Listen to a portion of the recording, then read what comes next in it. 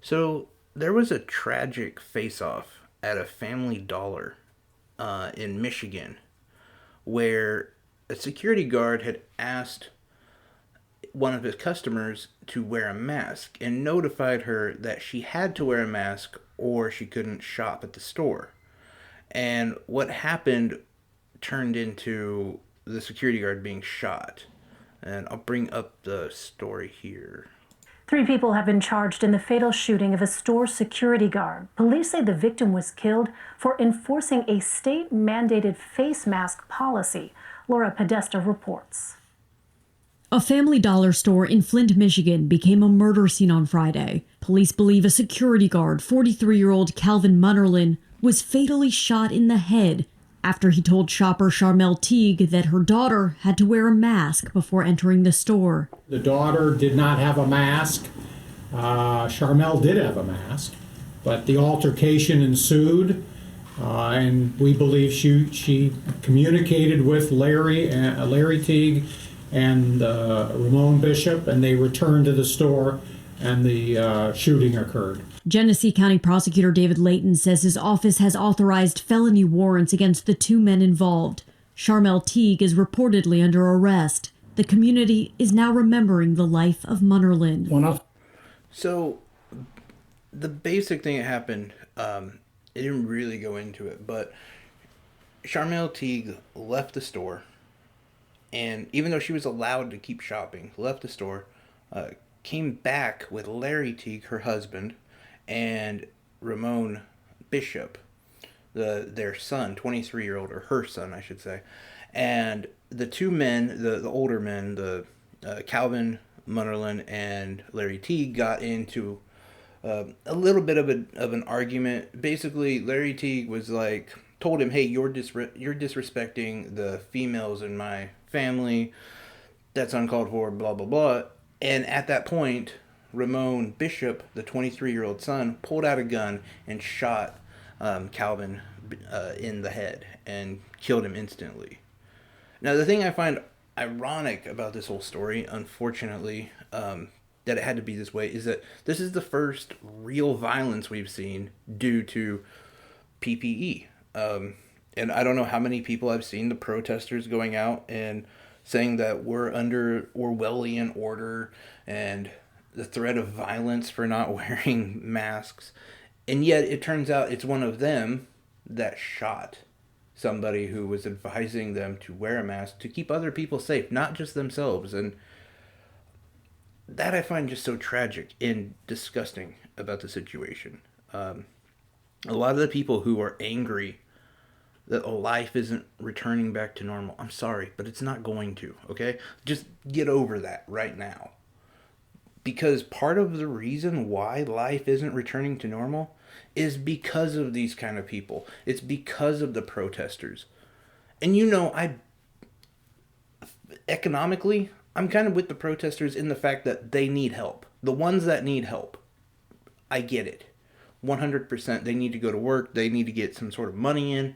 All of that I'm with. If you're starving, I'm fucking with you. But it's the people who don't want to adhere to things like social distancing, wearing a mask, that I just find repugnant on a different level. And namely, it's because it's not just about you, okay? It's about everyone else.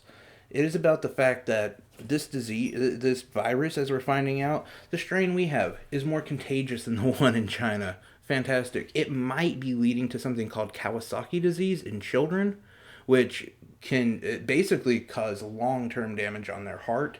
I actually grew up with a kid that had Kawasaki disease, and I mean, he died at like 19 years old, I believe, from a heart attack. This is a living, breathing, evolving virus that we don't understand yet. And I'm sorry if that makes you uncomfortable that you have to wear a mask out in public so that more people don't die. Okay? Like, and by the way, I guess Charmel Teague had mentioned in this that it is her constitutional right not to wear a mask. And I hate to tell her, And everyone else who says it's my constitutional right to wear what I want. No, that's actually not true. There is nowhere in the Constitution that says you get to wear whatever you want. It's facts, okay? You can read into it, but I bet a good lawyer could prove that no, it's actually not in there. And I'm not for that, by the way. I don't think we should have government mandated uniforms or something. But my point is, in these kind of times where we don't really know what's going on, and yes, there is a pandemic, without question, even some of the most hardcore people are now coming around to the fact that, okay, yeah, it's real, it's happening, it is killing people, we do need to be careful. The fact that you admit that it's real means that we are in an anomaly of times, and yeah, you need to do things out of the ordinary. If we just followed simple, basic rules, we could open up. If we stayed 6 feet apart from each other, if we all wear masks, we could open up the economy. Things would start returning back to normal. Yes, okay, you want to get your hair cut, you want to get your nails done, whatever. Yeah, okay, that can't happen, but cry about it, all right? I'm sorry. Like, that's not that big of a deal. Unless, of course, that's your job. Then I understand it, but that's the people who should get unemployment. Now, there are so many ways we can make our society work, but it's only if society is actually smart enough to do it. And I say that, the smart enough part, because I don't know if you ever owned a dog and you go on vacation, you open the bag of dog food, leave it on the floor for him. You come back in a week, there is a lot of shit and puke everywhere because the dog just eats until it throws up. That's why we have to use portion control with dogs. Now, I'm going somewhere with this. And we find out more and more about the coronavirus, and we find out more and more stuff about things like washing your hands. They say, sing happy birthday twice. And when they say that, like, I completely felt I was being pandered to. Like, don't talk down to me. I know what you're getting at. And I've heard people that I consider relatively intelligent. They're like, no, it's you want to wash your hands so it gets all sudsy. I read that. We need to get the suds. And no, it's actually about friction. They just want to make sure you're actually getting friction. That's what causes the virus to be cleaned off. And 20 seconds is an arbitrary time. It's just they believe, hey, we're going to treat you like children and we're going to tell you 20 seconds because they don't believe you know how to wash your hands properly. Or the face mask. Remember when this all started? Hey, a face mask won't work. You shouldn't use a face mask. Do you know why they said that? It wasn't what a lot of people thought it was. It was because they thought you were too dumb to use one right. That you'd be messing with it all the time, or you'd leave your nose uncovered, your mouth uncovered, basically making it irrelevant. And they thought, well, these might well go to the medical professionals and people who are using them right. All this stuff, and when I hear the protesters saying they're lying to us and they're keeping us away. Yeah, they are, because when they open things up, you're gathering at beaches, at parks, and you're all clustering together. You're doing exactly what you shouldn't do, and it's not like we have cleared, this is over. We're not even at phase 1, by the way. We shouldn't be opening up the way we are. We're not ready. Cases have not been going down for the last 2 weeks. But they're tired of the whining, I guess, and okay, we'll open it up. Maybe people will be smart enough to stay 6 feet away from each other and wear a mask. But no, they're not. And that's where I'm torn. I'm incredibly torn because I don't back authoritarian rule. And I do think the average American is smart enough to have some common sense, to follow basic rules for the betterment of all of our health. But then they don't do it. And they cluster together.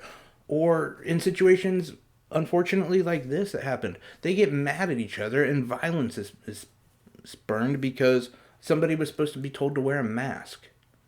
Now, come on. We all know you should wear a goddamn mask. We all know you need to fucking stay 6 feet away from people.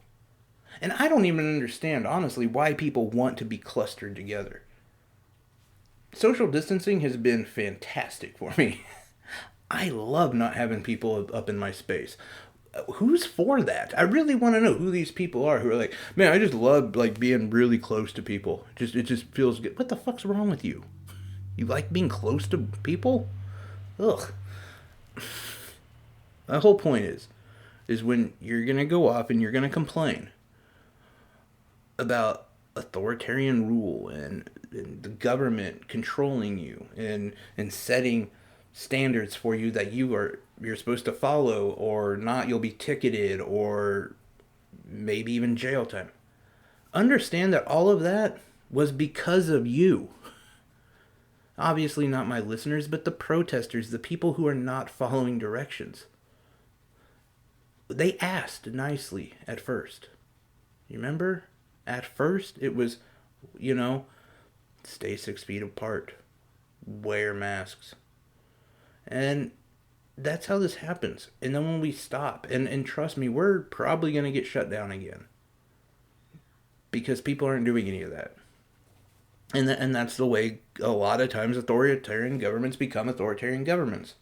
Is the people don't listen. It's simple. Just do what you're supposed to do. Common sense.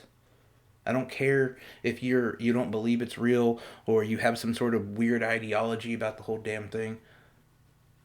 The worst thing that's going to happen if you follow simple rules, the worst thing that's going to happen is you were right. And this was all overblown. But now that we're looking at over 70,000 people dead in 2 to 3 months, yeah, I think you're wrong. I think you're wrong, because I also want to bring this up as people have suggested. Well, this is part of a government plot, and it's part of the globalists, and they're trying to mass control us and their population control. Well, why the fuck would they tell us? They would just let this thing play out if it was population control. Because, mind you, yeah, a lot of people are dying of COVID every day. More people die of car accidents every day. And now that we're shut down, or have been shut down, those numbers have dramatically fallen. More people die in day-to-day life than are dying of COVID. When we get back all in one and everything opens up and COVID is still running rampant, we're going to have a lot more problems. But my point is, if they were trying to kill you, wouldn't they just not tell you that this is happening? And let you go about your day, because you are far more dangerous to yourself living your day-to-day life than being at home? It's not working. It's my point. Population control not working if they're telling you to stay at home where you're safe. As per if you were out driving around, going to work. Workplace deaths, vehicular accidental deaths, all those are down dramatically. So if they're trying to do population control, yeah, they're doing a horrible job at it. Anyway, guys, that's just my thoughts on it. I'm curious what your thoughts are on the whole thing. Take care.